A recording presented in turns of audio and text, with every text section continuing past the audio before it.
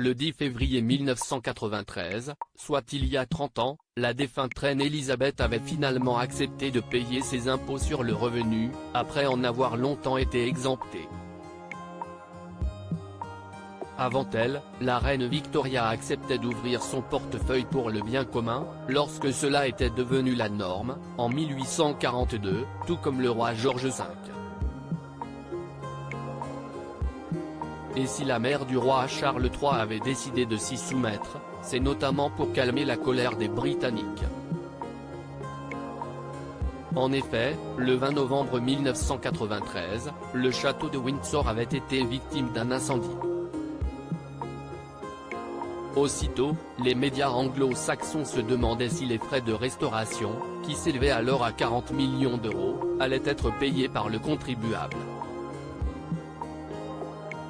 Devant l'indignation de la presse et de la population, la reine Elisabeth II avait fait le choix de payer ses impôts sur ses revenus personnels, afin d'étouffer l'affaire.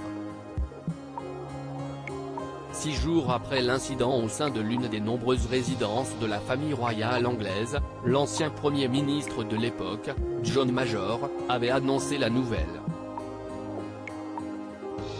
Mais il aura fallu attendre le 6 juin 1993 pour que la souveraine ouvre officiellement son portefeuille, date à laquelle le projet de réforme des finances royales a été planifié.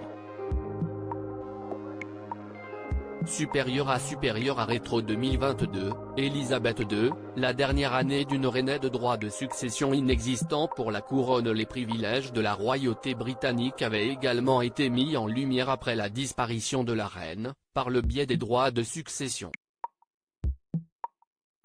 En effet, il avait été annoncé, en septembre dernier, que le roi Charles III n'avait payé aucun impôt pour devenir le propriétaire du patrimoine de sa mère. Pourtant, les Anglais sont tous soumis à des taxes de 40% pour pouvoir détenir les biens de leurs défunts proches. Et le nouveau souverain avait donc pu facilement hériter des propriétés qui lui ont été léguées, s'élevant à plus de 650 millions de livres sterling, grâce à une loi de 1993, votée par le gouvernement conservateur.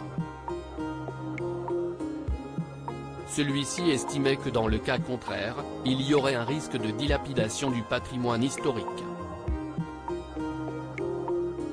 Article écrit avec la collaboration de 6 médias Crédit Photo, agence.